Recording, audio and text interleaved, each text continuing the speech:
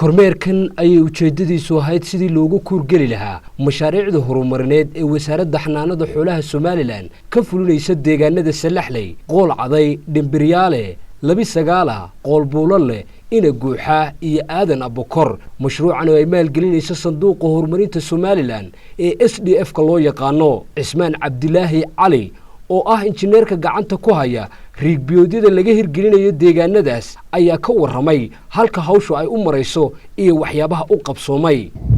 biyo waxay ka bilaabmayaan saan filayno ama aan ognahayba 310 mitir ilaa 300 ilaa 400 mitir marka waa biyo 100 mitir oo dhadhow biyo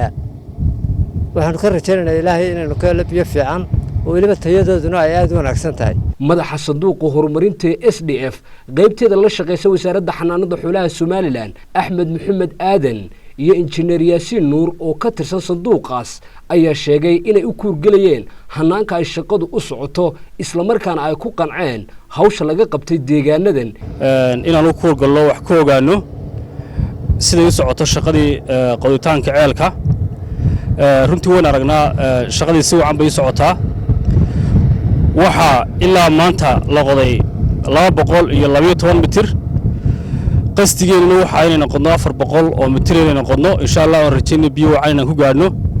wax rajaynaya intaas inaynu ku dhamaystiri doono muddo gaaban oo aan ka badnayn 2 wiig inaan ku dhamaystiri doono. hadda waxaan taaganahay meeshii labaad oo ah ballay la rabo inaan ku sameeyno dib u habeyn ballayga haddii aan tafaasiil yar ka bixiyo qiyaasaha ballayga ee hadda jira waa 50 mitir iyo 70 mitir oo ballaca dhulkana wuxuu ka hooseeyaa 80 senti talagalkaygu waxa weeyaan inaan noqono mitir iyo 2 mitir iyo 20 kale taasoo aanu ka dhigayno inay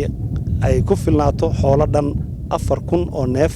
مولد عبد الله أحمد وأسر كسعودي وزارة حنانة حولها Soomaaliland iyo gudoomiyaha degmada Salaxley Ismaaciil Yuusuf Shiine ayaa tilmaamay in shaqada jiidahan ka socotaatay mid guul u ah xukuumadda Soomaaliland iyo bulshada deegaanka ku nool. hawlaha inuu nimi waa kormeer iyo ka wasaaradahan halka wax marayaan inaanu eegno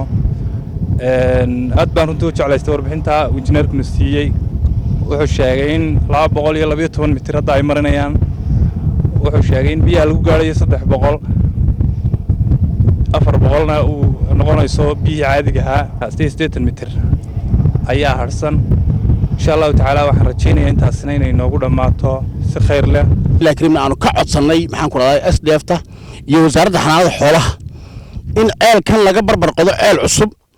aad iyo aad baan ugu faraxsanahay in maxaan ku raday ay naga aqbalaan arrintaasi